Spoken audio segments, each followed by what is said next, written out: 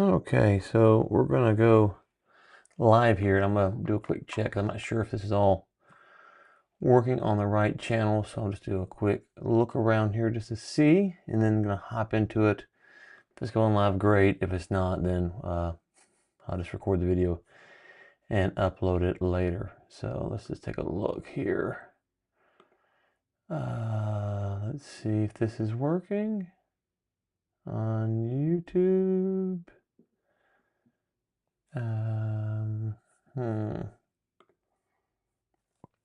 Give me just 1 second here. I'm not sure if it's on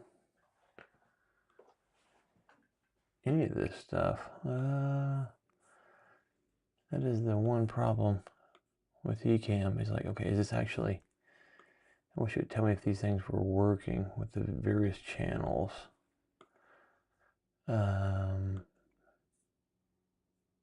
Okay, it looks like I'm going on YouTube, and then I don't think it's working on LinkedIn or I'm not sure about X. I'm gonna look at X and Facebook real quick. X, it's loading. Nothing like going live on the first time and seeing if that's working. Yeah, looks like X is Facebook's working. Great, that's good. And then doesn't like X is connected, so I'll have to fix that. Fix that later. Okay, cool. Well, we did our spot. We did our part. We tried to prep, and this is the beauty of technology. Okay, so today's live stream is titled "Why Most Business Owners Walk Away with Nothing," and here's how to ensure that you don't. So with that being said, let me change my view here so that I can get you to this screen. I like to doodle when I chat, and so I'm going to do that. And then we will hop into it. Too many screens open here for this. There we go. Okay, cool. Cool. Okay, so why most owners walk away with nothing. And so let me tell you about an owner. We'll make up a name, a fictional story here. We'll call him Tom. Tom had built a plumbing company for, we'll say 20 years and did about 3 million in revenue. He worked 60 hours a week. So we'll say, we'll change that, 20 years. My handwriting is terrible, just so you know, 20 years, 3 million in revenue. And he's working 60 hours a week. Now, this is the common problem for a lot of owners, is that they have something like this. They built something over a lot of years.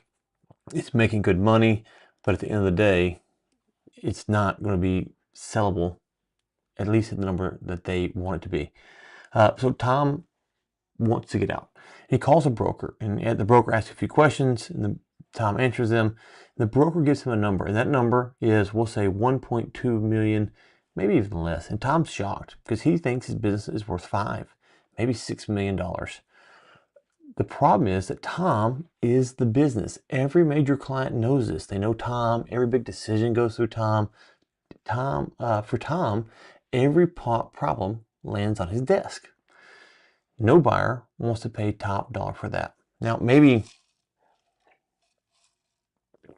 you might hear that, and for you, you go, well, I don't really understand. What's the real issue here? Like, why is it that buyers will not pay for this? And so let's just do a little reality check and start with the fact that as an owner, you understand everything about your business. I always tell owners, you're better at running your business than I am.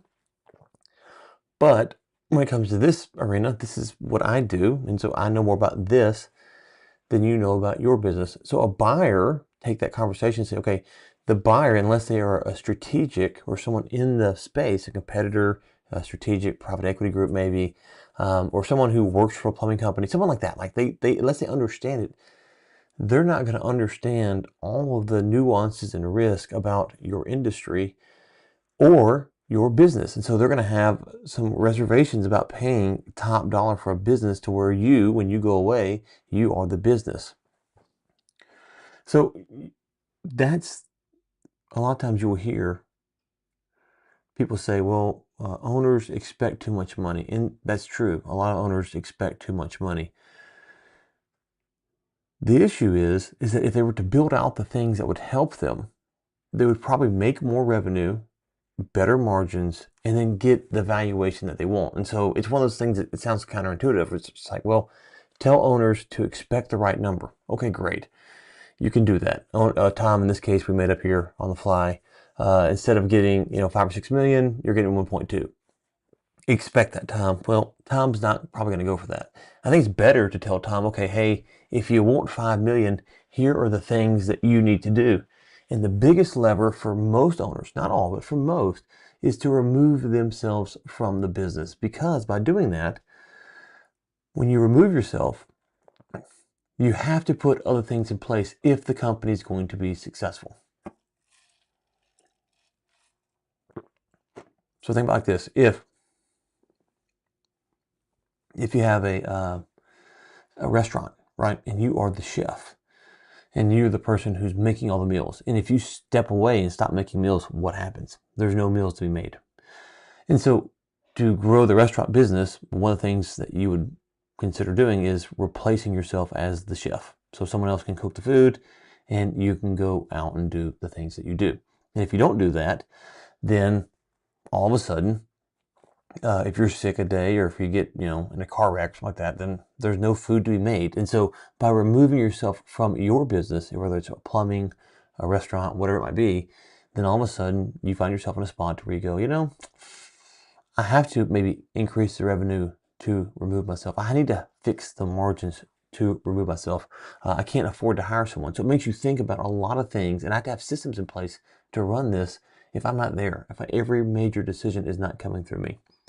So let's go through a few of the, we'll say 3 deadly mistakes. So the first is owners wait too long. So if we said, well, you are in the business and you are the main driver of sales, operations, a lot of different things, and you wait until you're, a year from retiring or 6 months from retiring or whatever it might be, and you go, what I want $5 million, to use this analogy.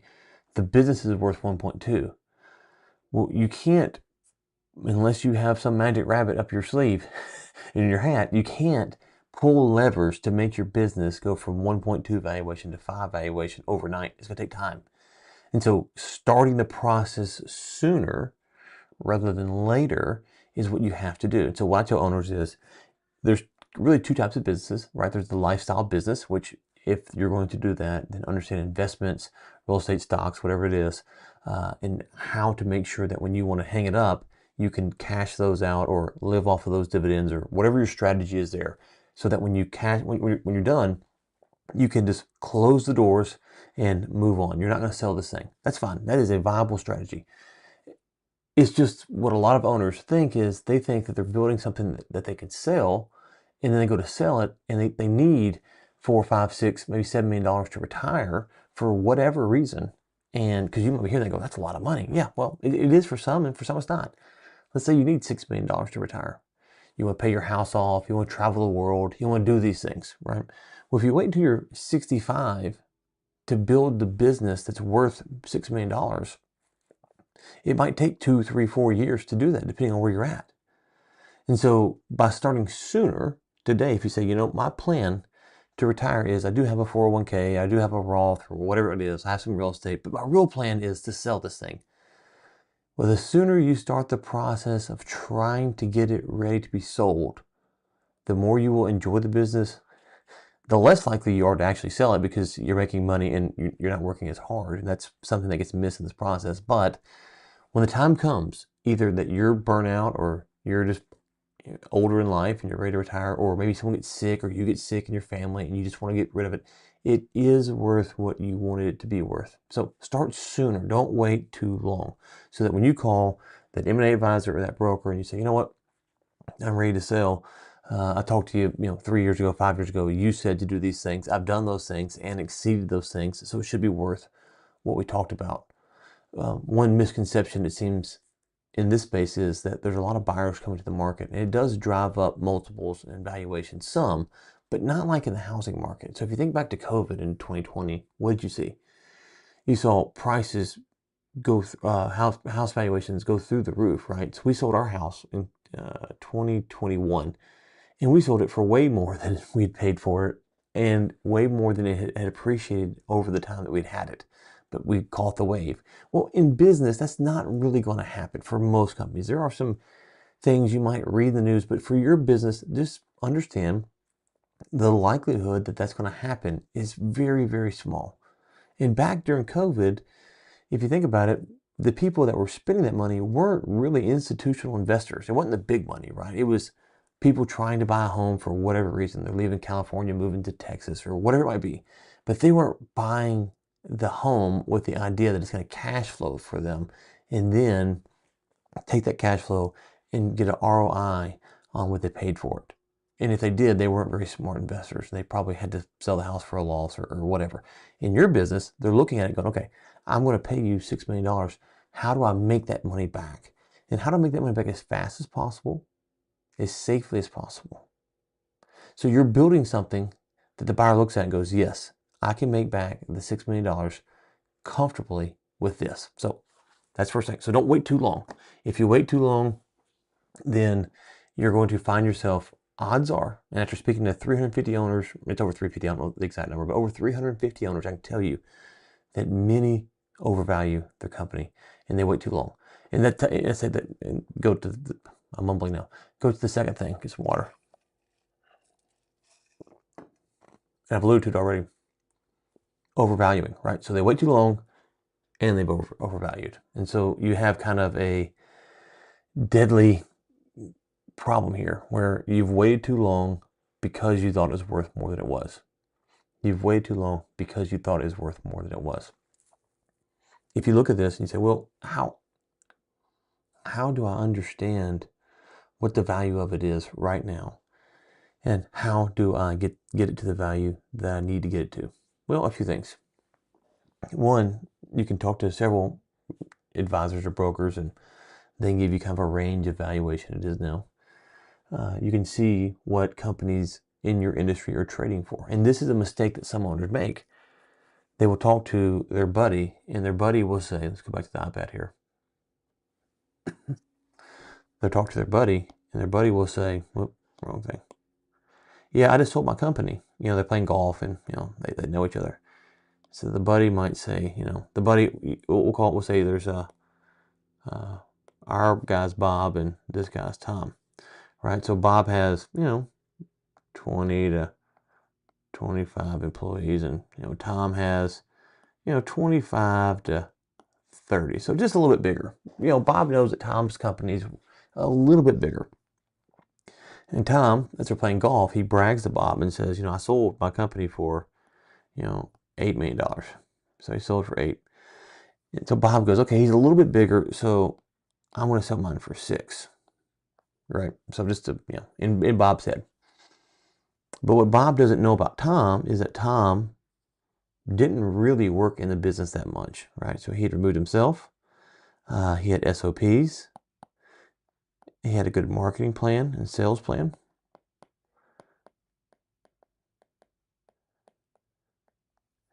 He had a general manager, we might say, or someone to run the company, or a few people, depending on what kind of company it is. He had clean books. He had clean books.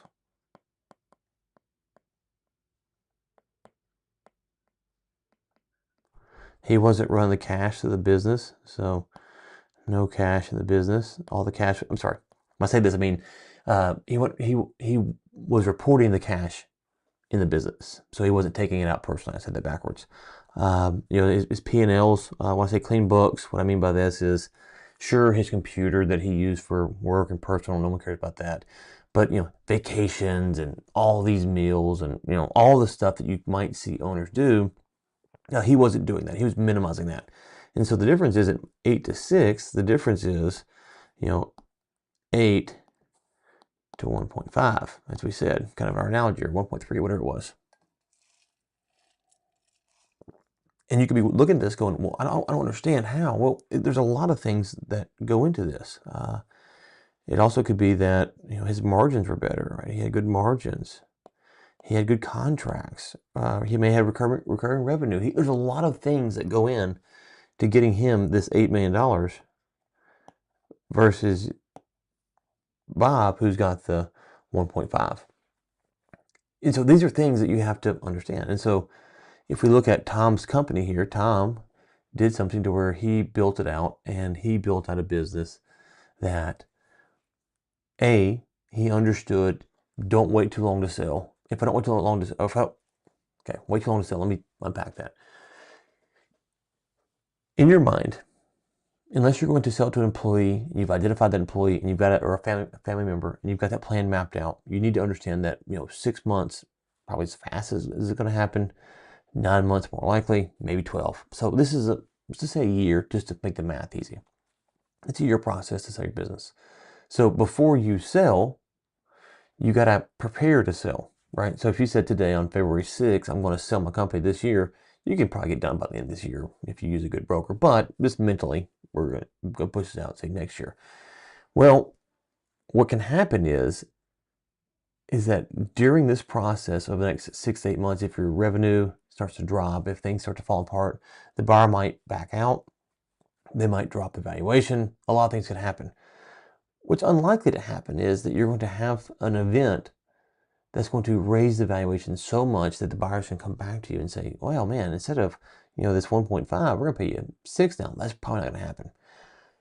The same thing's true as if you said, well, I'm going to sell next year in 2027. And so if you said, well, I want to sell in 2027, I'm looking at this going, okay, I'm selling 2027. Right now, my value is 1.5. And so next year, I want to sell for, at 6. So I want to get from here to here. Well, you have to know what it is about your business that you need to shift to get it from 1.5 to 6, and how the buyer will evaluate that. So let me give you a simple example. If it's customer concentration, so you have a business and you're doing, what was the analogy we said, $3 million, I think we said. So you're doing, $3 million, okay? But one of your customers is a third of your business, right? So one customer does a third of your business. That's a pretty big risk.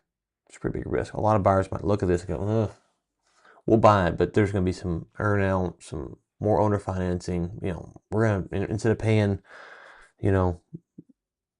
what you're hoping for, the 6, we're going to pay that 1.5. We'll give you a little earn out though, because if this customer stays, it's a good business. And so, but there's a big risk here, because if this person leaves, this whole thing falls apart. So we'll give you 1.5, and maybe we'll give you an earn out for, maybe, I don't know, another $1 million, right? So we'll give you another $1 million if this person leaves. If this person stays. Okay. Still not your 6. Well, to diversify your customer concentration, which is what you'd want to do to get a better valuation, you got to say, well, a third of my revenue is coming from one customer. So not only do I have to diversify what I'm doing and get more customers so that this number is no longer worth $1 million. If you keep this customer, right? So let's just say here, for make the math simple, so you have 11 customers and one of them makes that up. So you've got 10 customers really that are making up, $2 million, and then one customer is making up $1 million, right? So now there's a question. You go, okay, well, is it possible to get 10 more of these? And if so, does that another $2 million, right? Because now, if you just did that, now you've got 4 million in revenue here, you got 1 million in revenue here, so you got 5 million in revenue. And now all of a sudden, of that 5 million in revenue, only 1 million of that is from one customer. That's 20%, right? If I did that math right in my head, that's 20%. It looks a lot better. It's a lot safer. It feels better. The magic number is like 10%, but you've reduced it. And you did that, and you go, okay, great. The question is 2 things.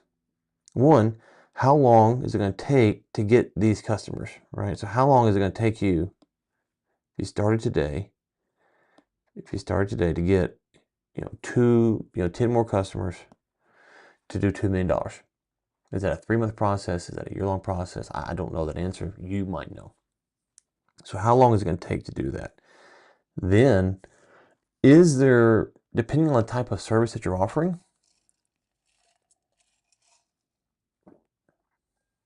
kind of work you're doing, how long until the buyer will value this the same way they value this? So if you went out, let me give you an example. So let's say this new 2 million we're talking about. So you go out on Monday, right? And you land those 10 clients that's going to do $2 million. Like you just call 10 cold calls and all 10 hit, magical thing, right? Well, no one's going to pay you for that because there's not a single dollar in the bank, right? So they've told you you can do the work, but you have done the work. That's one thing. The second thing is that once they pay the money, are they going to stay? So these customers up here, you've had these 10 you've had, they've been good customers, 3, 4, 5 years. Maybe you have good contracts with them. Maybe they renew every year. There's a lot of unknowns. That's the problem with M&A. There's always these unknowns, but there's unknowns in this analogy. Okay, but these 10, are they going to stay? So they haven't paid you. So on Monday, you can't call the buyer and say, okay, I've got 10. Customer concentration is now down 20%. Nope, doesn't work. Second thing is, how long are they going to stay, right? So you might think, say on average, that your customer, your LTV, is was it $200,000 a year or whatever the number is, $200,000 a year, and they stay for 5 years, right? So the average customer in that bucket above stays for 5 years. Well, if you call on Monday, you don't know if this new batch of customers is going to stay for 5 years or not. So the buyer is not going to value that and going, oh, well, these new 10 contracts that you got or work orders or whatever it is, they're going to be valued the same way because, well, you don't know, not 5 years. Also, can your current staff handle this load? Probably not. So you're going to need new employees, right? So do your SOPs, are they made to handle this new workload? I don't know. There's this question after question that you can come up with and say, why buyer if you called on Monday? So why buyer might not do it? So if you said, well, okay, well, great. Well, how long does it take? Well, I was on a call the other day, and they told an owner for a bigger deal than this that if he wanted to fix this problem, it's going to take 1.5 to 2 years to fix this problem. Okay, 1.5 to 2 years.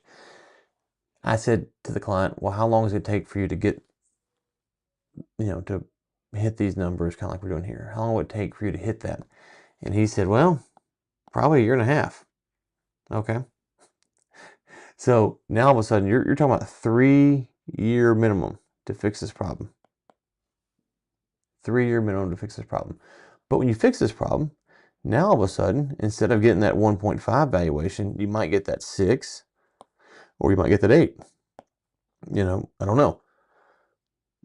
Because by fixing this problem, you got to fix other things too. You got to hire more people. You got to have better SOPs. You got to do the things that's going to push your business further. And so, the 3 deadly sins: waiting too long. You wait too long to fix a problem like this. You've overvalued your company, right? And then you're building it all around you. You know how many times I've heard owners say, well, if I leave, the company dies, or the company stops to exist. And back in my day when I was young and dumb, I would say stuff like this too. And it sounds good. It sounds really good. If I leave, the company goes away. Well, the problem is, what is the buyer paying for if you leave? Why are they buying your business?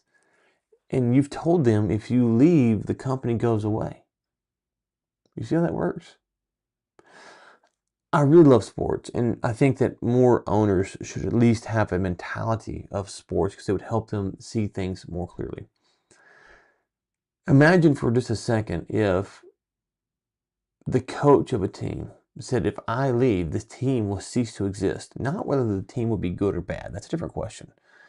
The team would cease to exist. It's going to implode. Well, wait, that doesn't make sense, right? It doesn't make sense. So if an owner is saying that if he or she were to leave, the company would go away, then what you're effectively saying is that you are the business. Going back to what I said earlier, that's a lifestyle business. It's great. I love lifestyle business. Right now I'm setting mine up to be a lifestyle business. The only thing I have in mind to sell would be to my children if they want to take it over when they get older, but that's down the line, so I'm not worried about that. Lifestyle business. No intention of selling. If it changes, I'll let you know. And so because of that, I look at other calculations for how I will retire, what it will take for me to retire. How do I get there? A lot of owners aren't doing that though. They're building a business that they want to sell. They understand that they're doing $3 million a year in revenue, and they want someone to pay them for that because they've grinded, they've struggled, their margins have been tight, they've gone through ups and downs, and they're like, I just need to get this money out of this business so I can go sit on the beach for a few days a week, 3 times a year. And they can't. And they wait too long. So let's go through 3 things here. 1, you wait too long to fix it. Almost everyone I've spoken to has said that owners in general wait too long. 2, they overvalue the company. And I think overvaluing is really a symptom of 3, they build it all around themselves. Because you build it all around yourselves, you then you think the company's worth more than it is. And so is it easier for me to tell an owner, you overvalue your company? Okay, yeah, okay, great, that's gonna go great.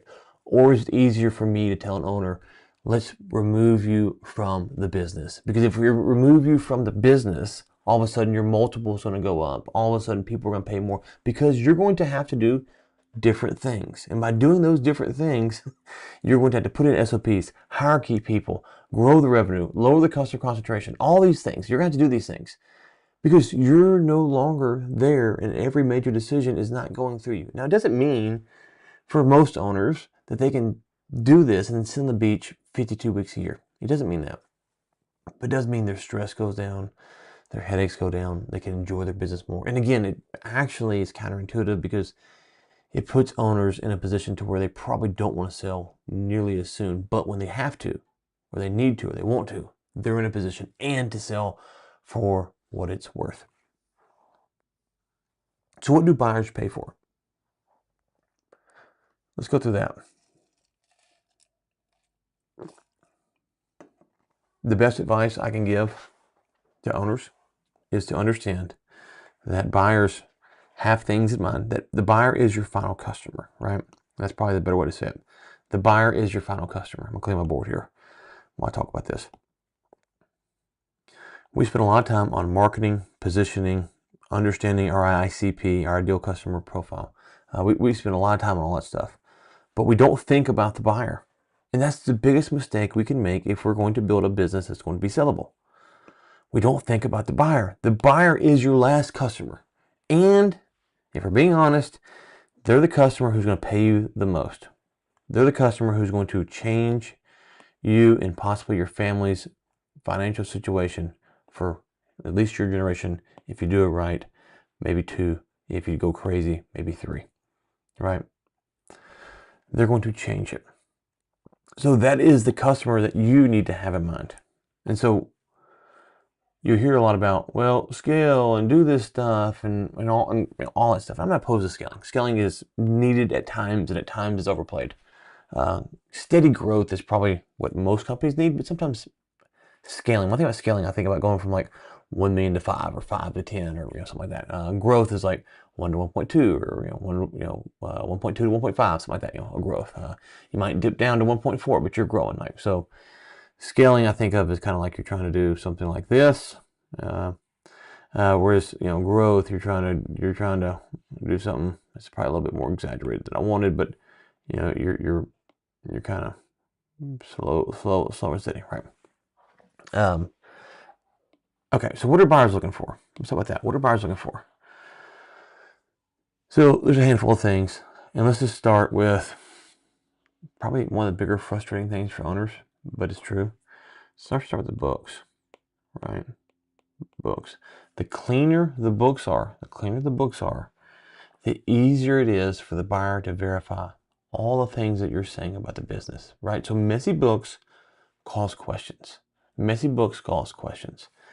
If you're running personal expenses to the business, if your tax returns not matching your P&L, if you're taking the cash from that customers are paying you, you put it in your pocket, you're not reporting it, it's just going to create questions. And not only those questions, it's actually going to create other questions because if let's say that you're doing a $3 million revenue business and you're only showing your taxes that you're making a 150K, but actually you're pocketing a lot of cash, and so that cash is actually putting 350K in your pocket, right? So you're putting 200K of cash in your pocket. Well, if you're lying about this to the IRS, and I'm not like a pay your tax guy in the sense of like the government should tax us. I'm not saying that. I'm saying don't go to jail, don't get in trouble, do it the right way, because what's going to happen is here.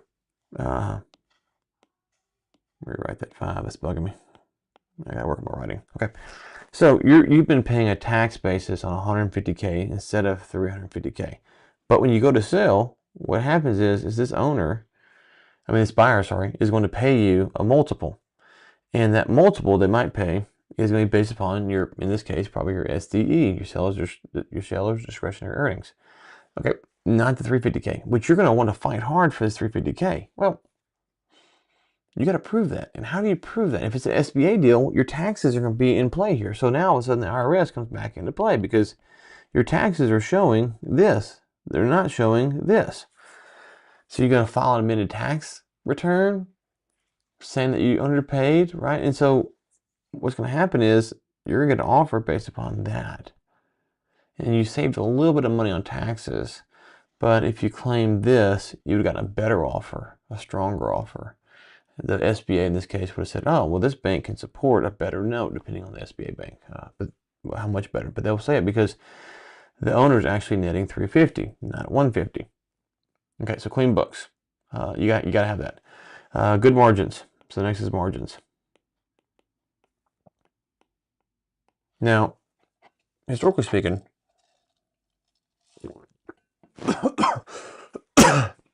it might have been hard to know what good margins look like. But today, there's tons of tools and resources and industry blogs and publications that you can figure out what your industry norm is.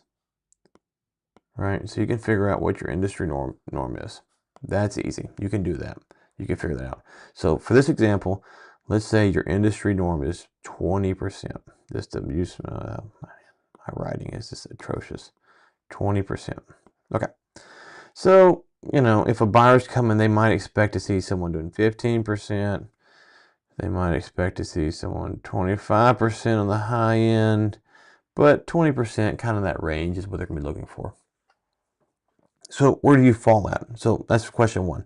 Well, let's say for this example that you fall at 18%. So you're just below industry norm. You're 18%, but not terrible. Okay.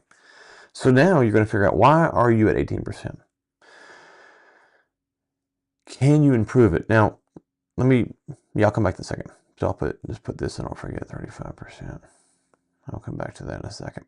So 18%. So the first thing right now I'd say is with AI, and a lot of companies, I say this a lot, they hear AI, they really need automation. So automation. And automation only works if you have, good SOPs. So if you think about this, if you ordered food from DoorDash and you click order, and DoorDash didn't take your address, it would just deliver it to some random address, right? So an automation is just going to give you an output, and the output is going to be determined by how good the information it has. So if your CRM's junk, if your SOPs don't exist, if all this stuff doesn't exist, then the automation is just going to be like hitting DoorDash and showing up at a random house, right? So DoorDash has a very strict automation process, same with Amazon, to make sure that the food gets there. They've worked on this, and so that's how it works. Same with Amazon. So you can do this for your business. So you have your SOPs, you have your clean data, going back to your books. If your books are clean, you probably have a clean CRM or a cleaner CRM, depending on your business, what all you might need for your project management tools, stuff like that. But you're gonna have SOPs, and these SOPs you're gonna inform your automations, because now your automations are gonna be built upon your processes, right? So, can you improve your margin? Well, for most companies, I think it's very safe to say that for most companies, they're not utilizing this enough. Now, I talked to an owner the other day about AI, and he goes, I don't want AI in this part of my business. And I got it. It was answering phone calls. And I said, okay, I get that. The thing with AI is that we collectively don't know how much we want AI in our lives. you'll see people online talk about, oh, I don't want AI to do this. I don't want AI to do that. Well, I can tell you right now, what people say versus today versus what they say in 5 years will be different. How much different? That's what I don't know, but it will be different. I wish that AI would do all kinds of stuff it won't do today, and some stuff I don't want it to do, but it doesn't matter. And my opinion on that would change. Like, I used to be anti-Alexa. I hate Alexa. Now we have Alexas in my house. My opinion has changed. Same for you. So AI automation. So you probably need to look at building your SOPs, automation. Going back to what I said before, removing yourself from the business. This is part of why you have to do this, because if you're trying to do this while you're in the business, and you might need to right now, it's tough. But if you remove yourself from the business, you can dedicate time to help either hire someone or to build these SOPs out and hire someone to build out the automations for you. It just kind of depends on what your technical level is. I would say hire someone good for automations. For SOPs, you're going to need to be involved in that on some level. Maybe bring in a consultant to help you do that at some point, but probably not. But you need this. And then all of a sudden with AI, you can do something like Notebook LM, which is not truly an AI tool, but you can use something like, but you can build out your SOPs like with that. You can also use AI to record calls. There's a lot of stuff you can do. I'm not getting all that. You can reach out if you have questions. But that alone, using something like this, that alone might take you from 18 to 20% or higher. I don't know. The good thing that you have right now is that most companies are trying to figure out how to do this, right? So if the industry norm is 20%, a lot of companies are doing 20% and they're not even doing AI automation. They don't have good SOPs, right? So you might, with your company, you might have top tier employees, we'll say, or expensive lease, something like that. That's new trucks. I don't know, something that's putting you at 18%. But because you figure out AI automation, you've sped up your workflow, you've reduced all sorts of errors in your business, and now all of a sudden you go to 23%.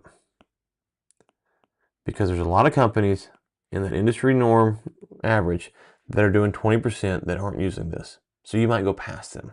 You might get to 25%. So you need to focus on this. Again, this is why you have to plan early, get out of the business, and don't build the business around you. There's no one that's going to buy the business because you can go to Chipotle, make the burrito yourself, hop in your car and drive it home, right? That's not how that works.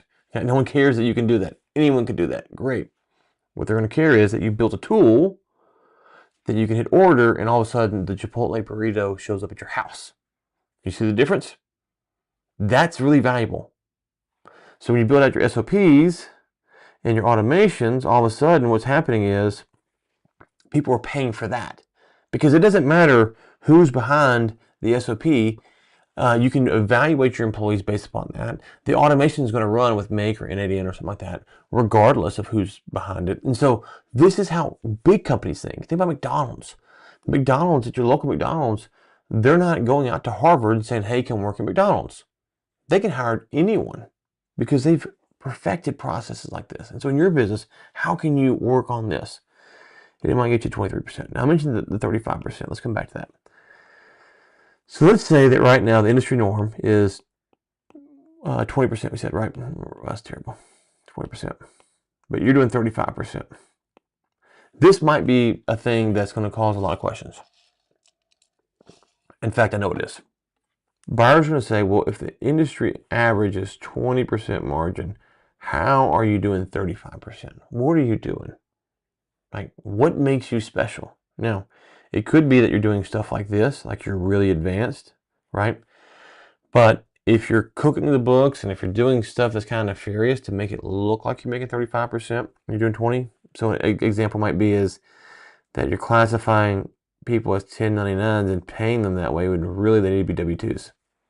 That could be something that you're doing, right? You're classifying key people, but you're treating them like W-2s, and it wouldn't stand up in court.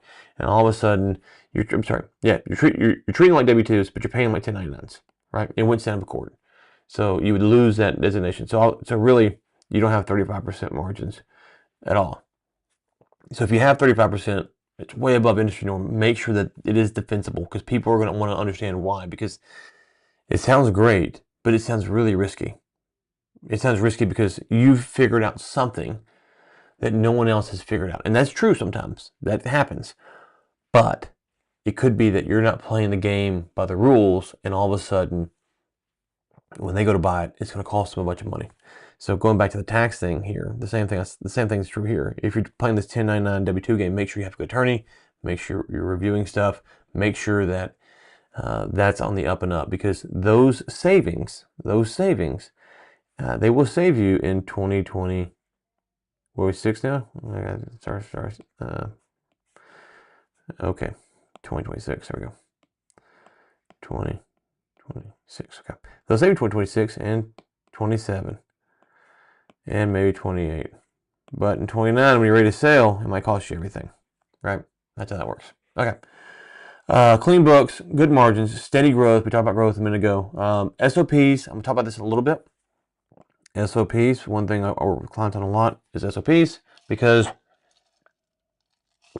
if you're going to remove the owner from the business, you have to understand SOPs. If you're not going to be there, you're going to want to know that your company is running well. And if you want to know how employees are doing, SOPs help. And if you want to know where the faults are in your company, the SOP can tell you that, because an employee can come to you and say, they might say something like, well, we had a customer who fired us, and what happened? Well, I went to SOP, whatever, and I followed it to the T, and they've said this, and I said this, and this is what happened. And you realize, oh, wait, that SOP wasn't made for that situation. They were told to use it, but it really didn't answer the question of the customer. It frustrated them, whatever, right?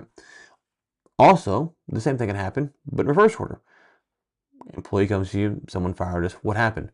Well, I don't know. I just kind of winged it and went off the rails. You didn't use SOP? No, I didn't use SOP, right? So now all of a sudden, if the SOP is a problem, if the employee is a problem, it's kind of a mix. It gives you a way to evaluate that.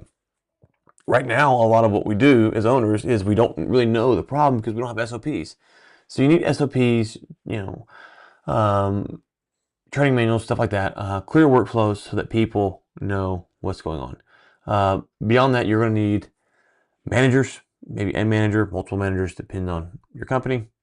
And if you're fearful that hiring one manager who knows everything, because if they quit, leave, die, whatever, then having SOPs, procedures, AI automation, having that kind of stuff helps with that, because now the information is shared and it's for everyone. So everyone now knows where to find stuff. And so you can hire and replace someone. Again, think about McDonald's. Think about fast food restaurants that are at the chain scale. They break this down so simple, they can plug and play. For your business, there's a certain level that you can do this.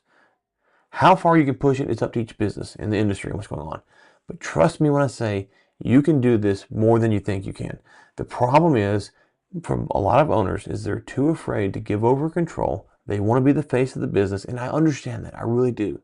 I understand why you want to be the face of the business, but it's going to hurt your valuation. Okay, your revenue doesn't need to be tied to you as well. Going back through what buyers pay for, your revenue doesn't need to be tied to you. So if the customers are all your best friends, your golfing buddies, that's a problem, because you're going to leave. And even if you say, I'll stay for a year or two, what if you die? What if you don't like the new owner, right? So revenue shouldn't be tied to you. Contracts don't need your signature to be done, right? We can work through processes on how salespeople can do that. Matter of fact, I might do a live stream on that. Room to expand. And this is something that I think is overhyped. Rarely have I seen a company who owns the total addressable market. It just doesn't happen. There are some companies in small towns, like where I'm at. There's a company called DT Roofing, and I don't know where they're at now, but for a long time, they were the big dog in the area, and I guess they still are. And they didn't own the TAM in the sense of they didn't have all of the roofing work, but man, they had a lot of it. And they started buying or starting or whatever other companies, and you started seeing that. So that's an exception to the rule, where that's one company. But how many restaurants are there in your city? How many plumbers? How many electricians? There's a gazillion of them, right? So you might see the occasional DT Roofing, as I mentioned, but the odds are you're not gonna see something like that. There's Apple, there's Samsung for phones, there's Microsoft, stuff like that. But if we're being honest, that's big companies, that's huge companies. That's not the world that we play in for small business. The world we play in, there's almost always a larger total addressable market. And owners are aware of this. Are they capitalizing on it? It's a different question. Okay.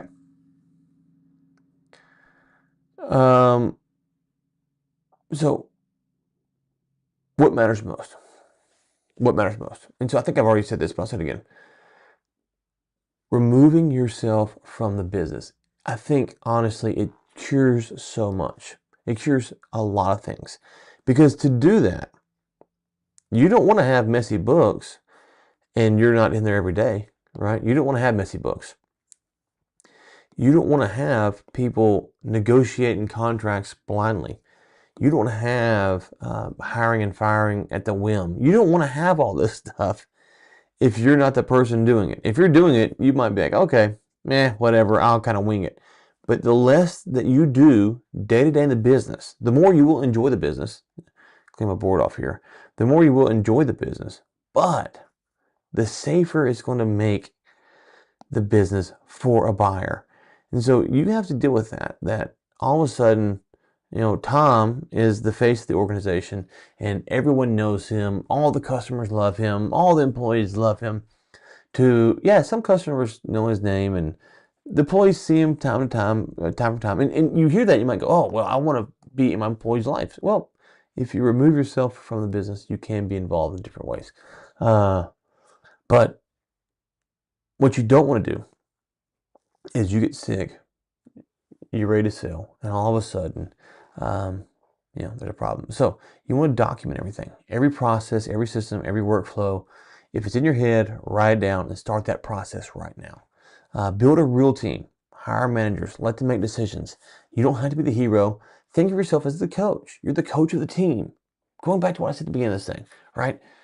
If a coach came to an organization and said, well, if I leave, this thing's going to crumble. Now, we're familiar that coaches leave organizations and they don't play as well. That does happen, right? But if they said that while they were there, the fans wouldn't like that. They wouldn't like that. A buyer's not going to like that, right? So hire a team, be the coach in your business. You create your systems, scaling systems, operating systems, customer service systems, maybe HR systems, depending on what you want to do and how big your business is. Create systems so anyone can run it. And when I say anyone, I mean almost anyone, seriously. Now, that doesn't mean that anyone can be a CFO, right? Or, run the books. You need someone who specializes in that. But the more systems you create, the easier it becomes to hire people. And you might say, I don't want to hire a full-time CFO. I'm outsource that. Great. But I want a manager who can do this. Well, the manager has to know what the SOPs are. When can they give refunds? When can they do the things that you would do? When can they knock a percentage off a contract so that they can sign a deal? How many deals should they be signing? All these things. The more basic you make it on some level, the easier it is for anyone to run, and that's what you want. I'll start by suggesting this. If you're going, okay, where do I start at? Take a week off. Turn your phone off. Just take a week off. When I'm working with clients, I do a 3-1 schedule. 3 weeks on, 1 week off. And that's because I want to see what happens when we don't work together for the week, what comes up, and give them a week to implement, right? So 3 weeks. So I like that in my business, and I'm curious to see from you owners what you're doing, because if you're like, I can't take off a week. And if you're afraid for a week, take off 2 days. Push the limit. So if a week's too much, it shouldn't be, but if it is too much, 2 days, just 2 days. What happened? What fires come up? In 2 days, with the mentality that the staff knows they can't contact you. 2 days said, hey, I'm taking off Thursday and Friday. My phone won't be on me, And then when you get back on Monday, have time set aside to have a meeting and to find out what went wrong. Maybe nothing. Cool. Then do a week. Okay. Then do 2 weeks. You need to get to a month. A full month. A month to where you don't show up, you're in Thailand, you can't be called to come save the day, and there's a Thailand test, maybe the coma test. Like if you're in a coma for a month, what would happen? Like figure it out. Gradually work up to that. Understand that after you step back, you start the process of stepping back. What's the timeline? What is your business worth today, and how much do you need it to be worth for you to sell it and to retire? Now, it doesn't mean that if it's worth that today, that you would sell today. You might want to work in the business. You might enjoy it. You might want to do another 5 or 10 years. That's fine. But what I am saying is, if you don't know that it's worth 2 today, and you expect in 5 years to sell for 6, in 5 years you haven't done anything, you get 5 years down the road and it's nowhere near 6, you're going to be frustrated. So what's it worth today? What do you need to retire off of? And how long will it take you to fill that gap? Right? That's what you're working on. All of this is about working on that, so that when you go to sell, you can hit that number, maybe even exceed the number. Earlier I mentioned scaling. I'm going to close with this. Oh, that's the wrong thing. There we go. Earlier I mentioned scaling. Okay. So the problem with scaling is you will see people talk about scale, right? So let's just say you're doing 3 million in revenue and you need to get to, and people say scale to 10 million. You'll hear Hormozi say this a lot, and I'm not anti-Hormozi, just using him. Okay, so 3 to 10. Okay, well that's the wrong question to ask, because he'll say something like, well, if you did, it's hard to get to 3, it's hard to get 10, you might as well do it. It's like, why? Why? Because what I want to know is, how much do I need to retire at the age I anticipate that I want to retire at, right? So I'm currently 41. Let's say I want to retire when I was 65. 65, okay. And I want to live off of, let's just say crazy numbers, 500,000 a year. Like, I'm going to travel the world every day. Okay. Go see grandkids, travel the world, all that stuff. 500K a year, right? Okay.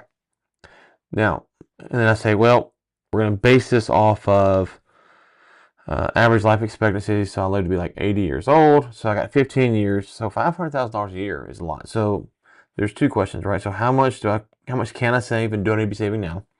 And then how much do I need to set the business for, right? And then there's the ultimate question of, as you move this number back further, so at 52, right? If you live off of 500,000 a year, right?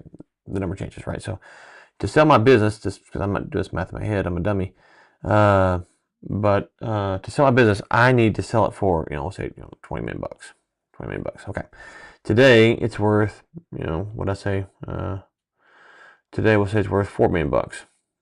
Okay. Well, what do I need to do to get to 20 million bucks? That's a question. And that question is not one that should be taken lightly. Like, what do I need to do? It's what I need to do to make it worth 20 million bucks, not 20 million in rev, right? You understand the difference? What do I need to do to make it worth 20 million bucks? Those are 2 separate questions. We talk a lot about get to this number in revenue, right? The question is, no. The question is, what is the value you need to get to? What's the value you need to get to sell your business? Those are separate questions. I have seen companies that did I think it's 100, either 90 or 100 million in revenue. And they want to sell. They were partner split up. I told the story before. I'll tell it again. And they got a valuation from someone for like 86 million dollars, like 80 to 90 million, 70, 80, something like that. It's been a few years now. Anyways, and they went to the market to try to get one partner bought out. So they're going to give him, 40 million bucks for partner A. Partner B is to stay on and get the second bite of the apple. I think they started like 10 million bucks. Then maybe got to 15, something like that. It was something, I can't remember. Maybe he could get an earn out, the guy leaving, and he would get a total of 30 over 5 years or something like that. But it was 10 to 15 was kind of the number off a $100 million company, right? So revenue doesn't matter. It does matter, but it doesn't matter, right? It doesn't. It doesn't matter in the sense of you can build a $100 million company, and it's worth 15 million bucks. You can do that. Trust me. It's hard to do because it's hard work to build a $100 million company, but you can do it. So what you want to do is understand, how much do I need to retire? That's really the question here. And You can ask it two different ways. It could be retire,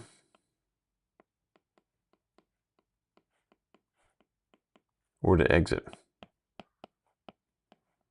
So if someone came to you today, so to retire, you might say, well, I want to retire when I'm 70.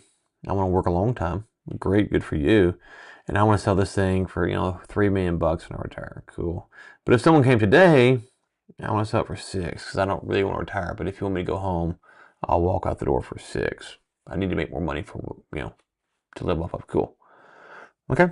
Well, you have to know those numbers, right? What's your exit number today and what's your retirement number? And the reason you want to build towards this number, not that number, is because something could happen between now and 70 that makes you sell. So you won't be safe. You're hedging your bets. And if you notice here, it doesn't mean that you have to go to 10 million in revenue, right? It could simply mean that you just increase the value by a few different options that you can pull levers that you can pull at your disposal. So don't get caught up in this revenue scale train. It might be relevant to you, it might not be. It really just depends. What you want to get caught up in is how much would I leave my business for today, and how much do I want to leave when I retire, and what's the difference in those timelines. And then you can start to work out how long it takes to build a business to that, all these questions. But you need to start working on this today, because if you don't, it's going to sneak up on you. And I can't tell you how many owners I've spoken to over the years, and they're ready to retire. The final thing I'll say is I talked to an owner one time of a car shop. And in that car shop, I think he'd been in the family like 80 or 100 years, a long time. Ooh, excuse me. And he was ready to sell. He's ready to move on. His wife got cancer, and it messed it up. And so think about that I don't like the scare tactics and all this stuff. It's just the real world. The odds are probably won't, but it could. And if it does, you want to be ready for it. And so it's easier, and so it's pretty simple. It's like saying, hey, I'm going to do this work anyways. Why don't I make this work worth the most money as humanly possible? Right? Why don't I make this the most valuable as I can? And a lot of today, it's about revenue, scale, and it's like, well, okay, that can be okay, but that's hard work, and you might have to do that hard work. Work's hard, business is hard, we know that.